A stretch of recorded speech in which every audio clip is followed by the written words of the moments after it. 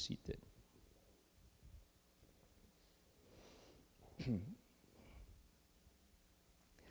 Let us open our Bible on Psalms 119, verse 17. Praise the Lord. Deal bountifully with thy servant, that I may live and keep thy word. Yes. Kung atin pong basahin ang whole chapter ng Psalms 119, ito na yung pinaka-longest chapter in the entire Psalms, and not only in the entire Psalms, but in the entire Bible. Pero itong verse 17, ito yung pinakauna na prayer sa chapter na ito. Alam nyo ba anong pinakaunang prayer sa whole chapter na ito? Wala nang iba. He requests for life. Nag-request po siya ng buhay. Now, nag-request siya ng buhay na mabubuhay sa sanglibutang ito for one purpose. Isa lang purpose.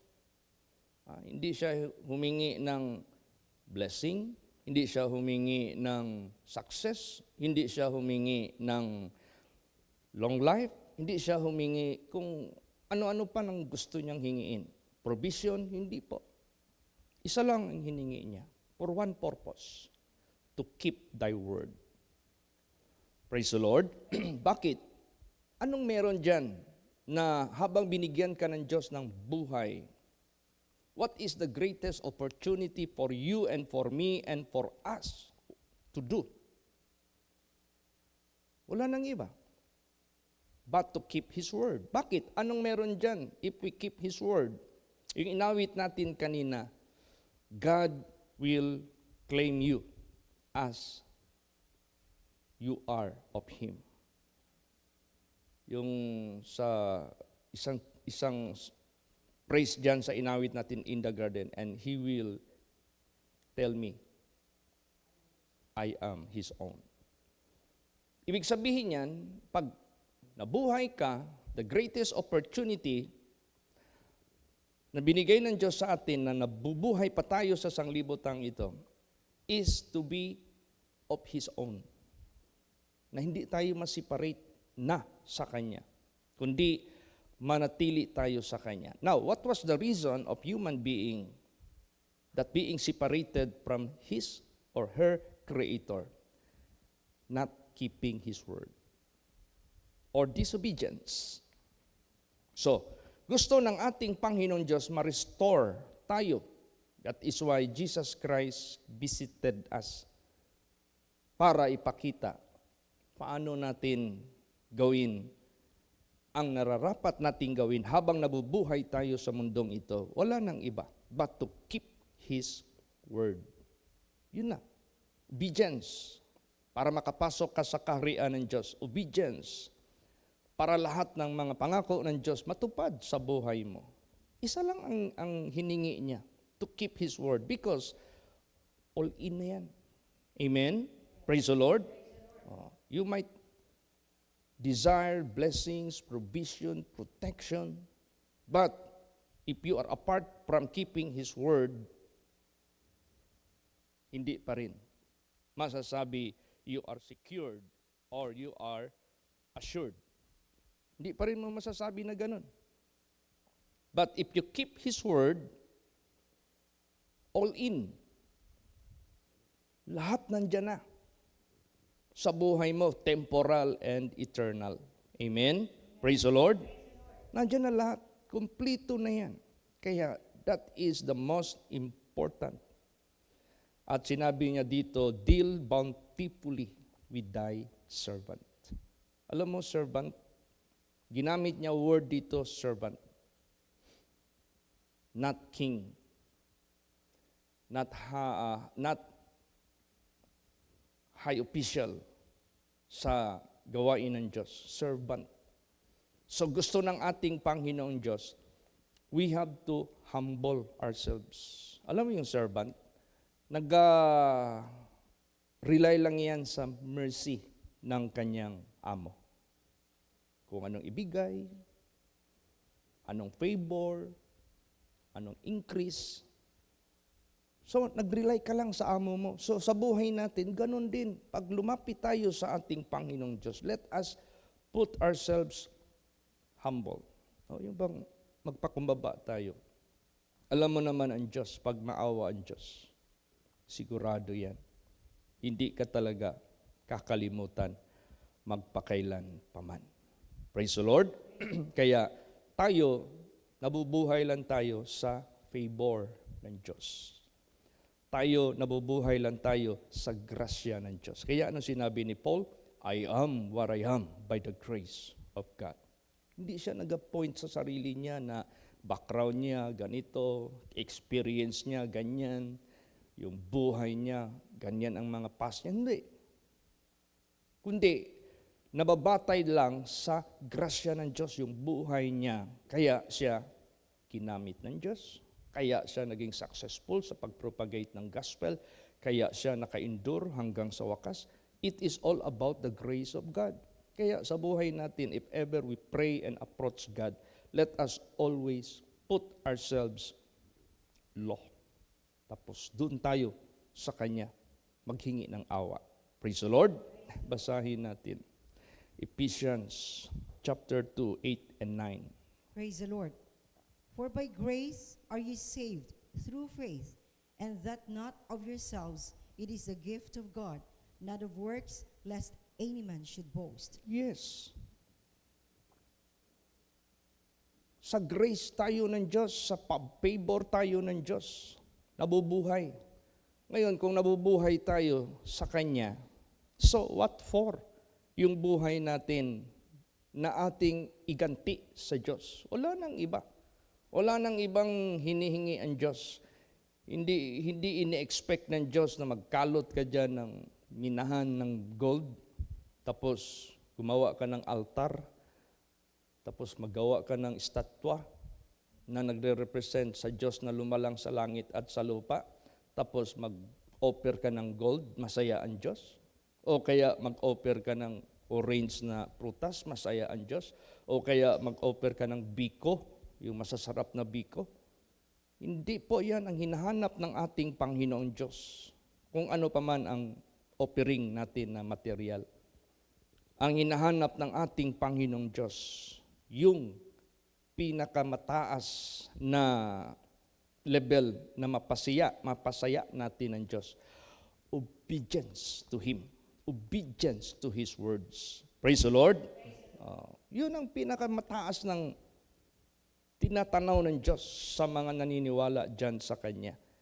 Kasi nabubuhay tayo dahil sa Diyos. Humihinga tayo dahil sa Diyos. May lakas tayo dahil sa Diyos. May being tayo dahil sa Diyos. So, ibigay natin sa Diyos yung karangalan, yung kapurihan, yung kaluwalhatian. At wala nang ibang hinihingi ang Diyos.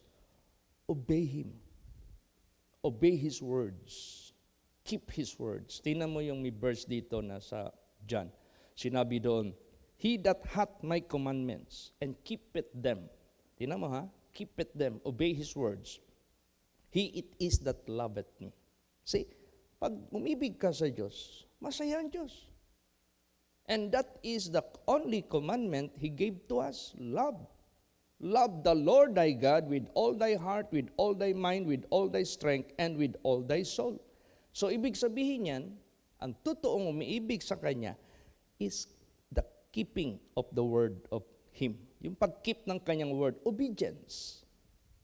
Yan ang kinasiyahan ng Diyos. Dahil kung wala siya, we don't have our being, wala tayo lahat. Basahin natin, Acts 17:28. Praise the Lord. For in Him we live and move and have our being, as certain also of your own poets have said, for we are also His offspring. Yes. Diyan sa Kanya. Nagkaroon tayo ng ating buhay. Diyan sa Kanya, nagkaroon tayo ng being. And aside from that, we are His offsprings. Ibig sabihin yan, we are His children. We are His children. Kung wala ang Diyos, wala tayong being. Wala tayo sa sarili po natin. Ngayon, ginawa na niya ang tao. Anong ginawa ng tao sa kanya? Nag-disobey sa kanya. Ano ang consequence ng disobedience ng tao sa kanya? Na-separate sa kanya. What if kung ma-separate pala ang tao sa Diyos? You don't have the opportunity to take that tree of life. Ano yung tree of life? Everlasting life. The salvation of God. The kingdom of God. So, ang separation from human to God is disobedience. So, mawala lahat ang privileges na suppose ibigay ng Diyos sa buhay mo to be inherited. So, anong ginawa ng ating Panginoong Hesukristo to give us eternal blessedness or blessed assurance yung inaawit natin kanina. Inaawit natin lagi. Blessed assurance. Wala nang iba. Kundi, obedience sa ating Panginoong Diyos.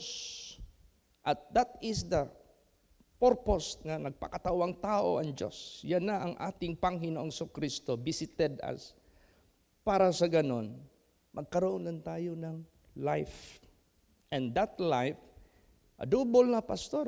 Nabuhay pa tayo as human being. Nagpunta si Jesus dito to give us life. What life is that?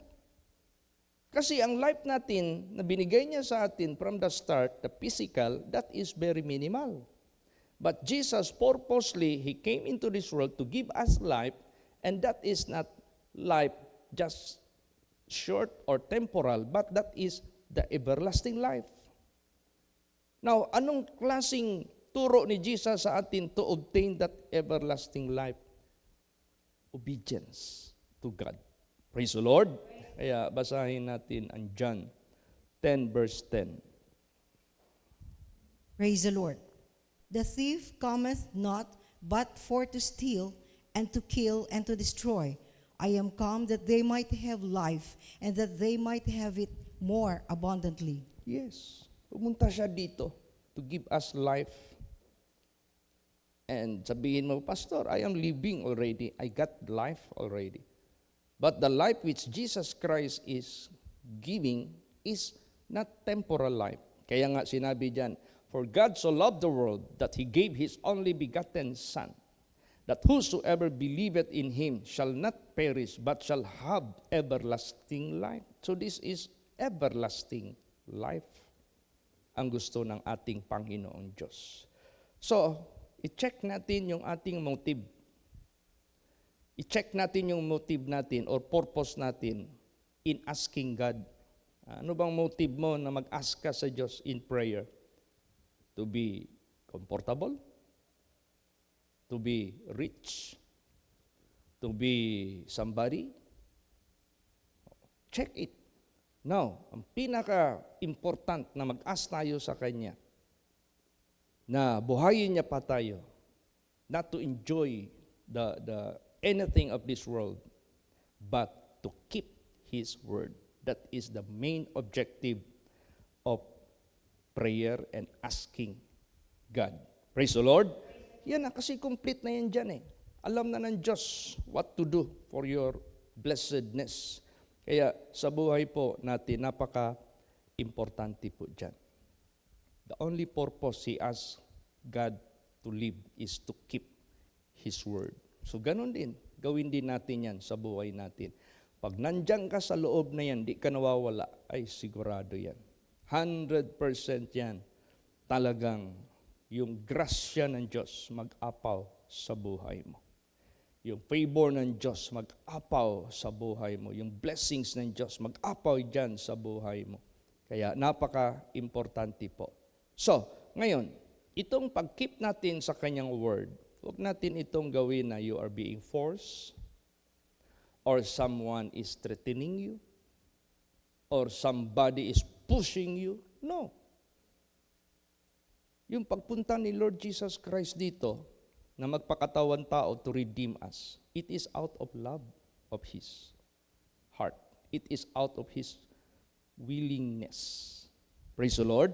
So, ganun din sa atin. Naka-incline na tayo na mag-pray tayo sa Diyos na buhayin pa tayo to keep His word. But the keeping of His word Dapat, hindi yung napilitan ka. Hindi yung somebody is pushing you. Hindi po. You have to do it with delight. Praise the Lord. Gawin mo yan with delight. Basahin natin yan. Psalms 119 verse 16. Praise the Lord. I will delight myself in thy statutes. I will not forget thy word. Yes. I will delight. Imagine that. Yung meron kang kaligayahan na ginagawa mo ang lahat ng kanyang mga kautusan.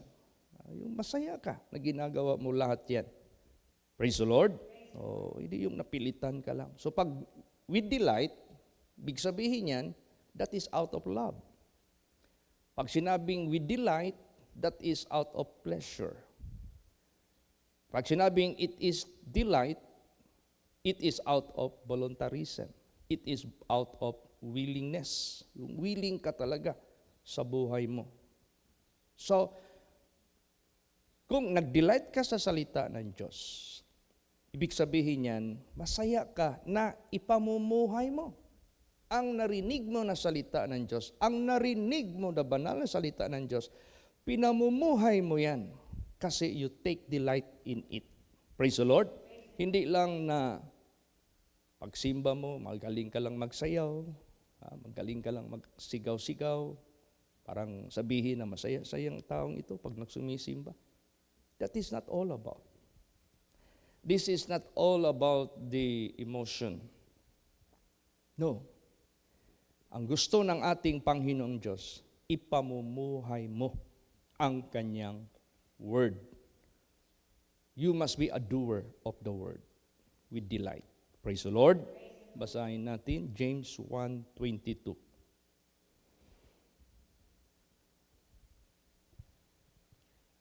Praise the Lord.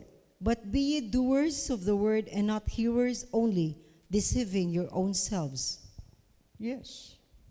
Be a doer of the word with delight. Be a doer of the word of God. Kaya sa buhay natin, pasalamat tayo sa ating Panginoong Kristo. Alam nyo ba sino ang nagpakita ng ehemplo? Kasi ang ginamit dito, be merciful unto your servant, that I may live. Deal bountifully with thy servant. Alam nyo ba kung sino ang pinaka-perfect example ng servanthood? Diba sabi ni Jesus Christ, I came not to be ministered, but to minister. I came not to be served, but to serve. Si Jesus Christ ang pinaka-perfect example sa servanthood.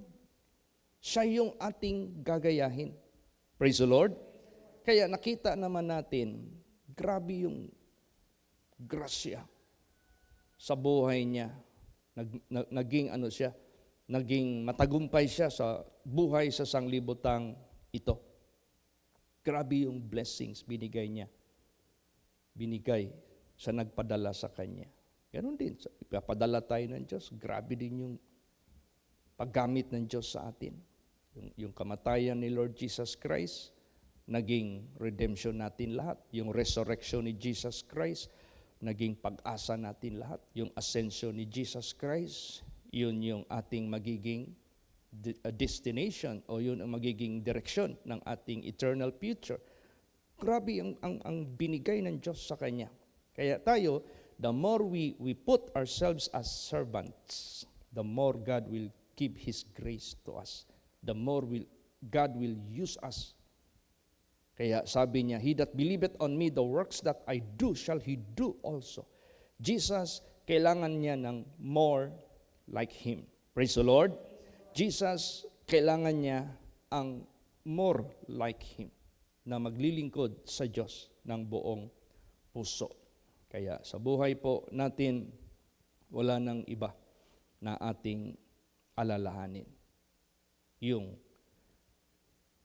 priority na reason tayo mag-pray sa Kanya to keep His word. So, while the Jew is still on the roses, nakikiusap ka na sa Diyos for His guidance. To keep His word. Hanggang magdating na ang magdilim, nandyan ka pa rin. Praying to keep His word. Tapos sabihin ng Diyos, I am, thou art mine. Praise the Lord. Then you will experience, sinabi doon, there is no such ever known. The joy that you will have with Him, there is nothing can compare. The peace, the joy, everything. Sabihin mo na lahat na dapat mong maangkin dyan sa ating Panginoong Diyos. Kaya, ano mang gagawin natin sa sanglibutang ito, let us always do for the glory of God. And there is no such thing that can give honor and glory to God, but the keeping of His word. Basahin natin last verse, 1 Corinthians 10:31. Praise the Lord. Whether therefore ye eat or drink, or whatsoever ye do, do all to the glory of God. Yan. Praise the Lord. Say, ano mang gagawin ninyo, kumain, uminom, gawin ninyo na lahat magbigay ng kaluwalhatian. Ano ba yung kumain at uminom? Alaala niyo yung prayer ni Jesus doon sa Garden of Gethsemane? Papainom sa kanya yung kupa. Ibig sabihin yan, eat and drink, that is all about what for you to perform, what for you to do. So ano mang ipiperform mo, ano mang gagawin mo, do it all to the glory of God. Na wala namang ibang makapagbigay ng glory sa Diyos, but the keeping of His words. Praise the Lord. Yan ang pinaka-sentro na mabigyan natin siya ng glory, kaluwalhatian. Kaya wag nating kalimutan. Sabi dito, deal bountifully with thy servant. Nako, punta ka ng hospital. Ang daming problema. Daming mga sakit dyan. Kung hindi yan hipuin ni Jesus Christ, kahit anong gamot, kahit anong expertise ng mga surgeon, kahit anong aral ng medical experts, pag hindi ka, nasa Bible yan even you use medicine, pag hindi ka pagalingin ng Diyos, hindi ka gagaling. So itong araw-araw natin na buhay na malakas, buhay na malusog, this is how God is dealing to us bountifully. Praise the Lord. Di ba meron ng proverb ang mundo? Health is wealth. See? Health is wealth. Anuhin mo man yung limpak-limpak ng pera, naka-wheelchair ka. Anuhin mo man yung limpak-limpak na pera, 3 weeks kang dinadialysis. Anuhin mo yung limpak-limpak ng pera, naputulan ka na ng paa. Ano man yung limpak-limpak na pera, nabulag ka na. Ano man yung limpak-limpak na pera, impaired na yung hearing mo. So ibig sabihin yan, as God is dealing with us bountifully to live, wala nang ibang pinaka-highest na level na mabigyan natin ng glory ang Diyos is to keep His word. Kaya kung hindi mag-deal ang Diyos sa atin bountifully, basahin mo yung bakit ang tao tumatagal ng kahit ilang taon. Because God is renewing ourselves. Because God is renewing our blood. Because God is giving us the perfect health to live. So anong purpose mo? Binigay na ni Jesus Christ ang lahat sa buhay mo. Saan ka magpapakita ng grateful heart? Saan ka magpakita ng yung tinatawag na tribute or pagparangal o pagpapasalamat? Di ba sa Diyos? Then, don't forget to keep His word. Kasi yan lang yung paraan. Hindi ka mahiwalay sa Kanya. Buhay ka man, patay ka man, alalahanin ka ng Diyos. Dadalhin ka niya sa Kanyang eternal dwelling place. At habang nabubuhay ka pa sa sanglibutang ito, sasamahan ka niya. Sabi ni Jesus, and I will be with you even unto the end of the world. Kaya napakasarap ang ating buhay na laging ginagabayan ng salita ng ating Panginoong Diyos. Let us always have same motive in prayer. Lord, deal with me bountifully that I may live. And I will keep thy word. Yan na ang pinaka-sentro ng ating purpose sa buhay. Amen? Praise the Lord. Magsitayo po ang lahat.